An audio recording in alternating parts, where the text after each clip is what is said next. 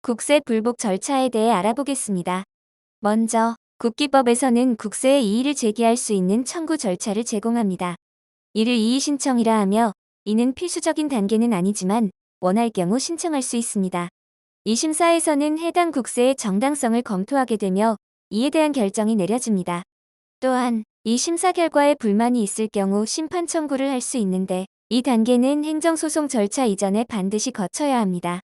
하지만 감사원 심사에서는 심판 청구를 다시 할 수 없습니다.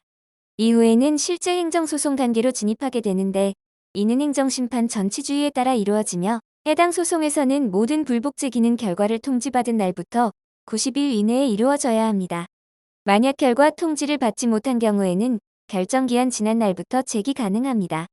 또한 전심간주 사례와 전심 절차가 있습니다. 전심간주 사례는 비슷한 내용이나 목적을 갖는 건에 대해서 이루어지며, 이 경우 동일한 행정처분에 대해 여러 명이 전심 절차를 밟을 수 있습니다. 하지만 특정한 상황에서는 전심 절차가 적용되지 않을 수 있습니다. 이런 경우에는 상여 처분과 같이 관련이 있음에도 불구하고 납세 의무자, 과세관청 세목이 다른 경우로 각각 따로 불복을 제기해야 합니다. 국세 불복 절차의 대상은 국기법이나 세법에 따라 권리나 이익이 침해당한 자입니다. 하지만 조세범이나 감사원 심판 청구와 같은 경우에는 불복 절차가 적용되지 않습니다. 이와 더불어 과태료와 같은 경우에도 불복 절차 대상에서 제외됩니다. 또한 동일한 처분에 대해 중복해서 청구하는 것과 같은 특정한 상황에서도 불복 절차는 적용되지 않을 수 있습니다. 판례에 따르면 기한이 지난 후에 신고된 내용에 대한 결정은 행정처분으로 간주됩니다. 그리고 신고문합부에 대한 고지는 징수처분으로 간주되어 불복 대상에서 제외됩니다.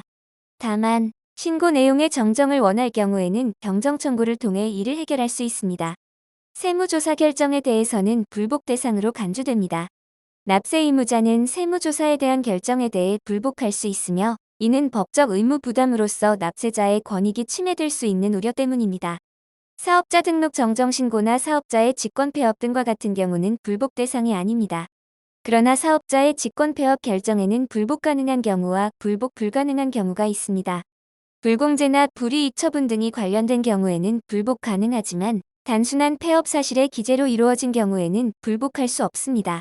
다음으로 불복 청구인에 대해 알아보겠습니다. 불복 대상으로서 처분을 받은 자뿐만 아니라 이해관계가 있는 자도 불복 절차를 밟을 수 있습니다. 예를 들어 2차 납세자나 물적 납세자, 보증인 등도 불복 청구 대상이 될 수 있습니다.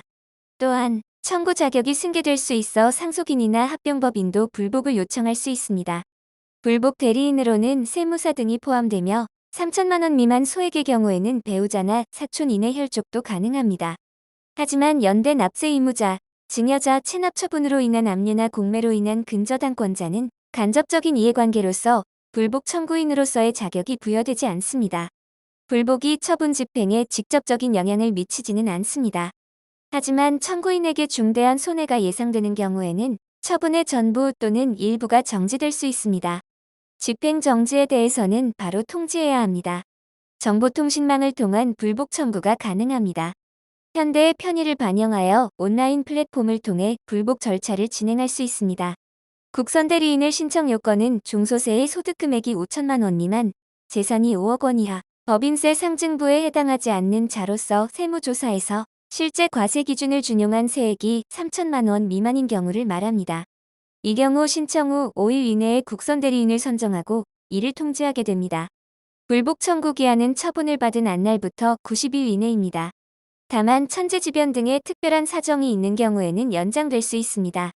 이 경우 연장 사유가 소멸한 날로부터 14일 이내까지 불복 청구를 할 수 있습니다.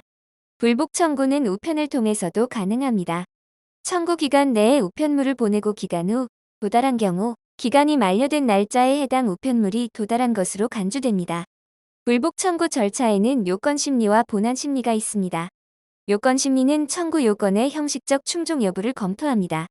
이는 각하 결정의 사유를 확인하고 필요한 경우 보정 요구를 20일 이내에 해결할 수 있습니다.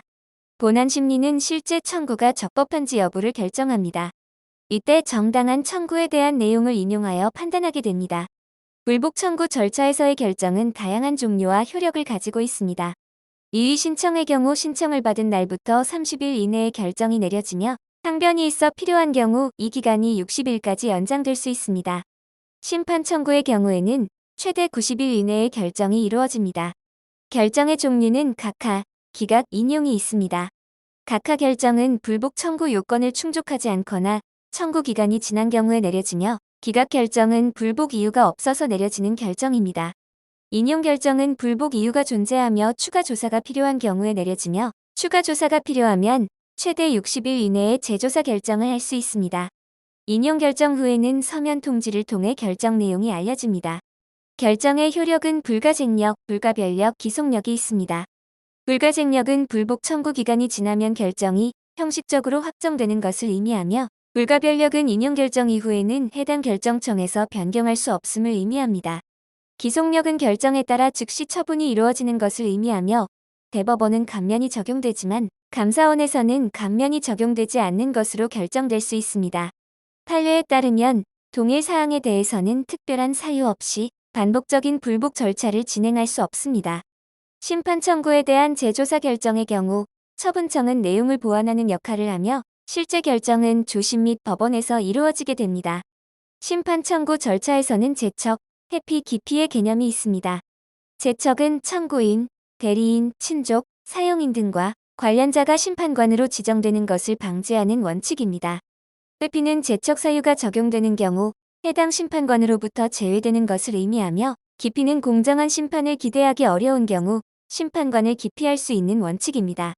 내용 심리상의 원칙은 불이익 변경 금지와 불구분리 원칙을 포함합니다. 처분청은 심판 청구 결정보다 불리한 결정을 내릴 수 없으며, 불복 이유, 범위 등 구애됨이 없이 불복 대상이 된 처분에 대해서만 결정이 가능합니다. 또한 자일증증의의 원칙에 따라 심판 청구 절차에서는 증거 및 진술 자유가 보장됩니다.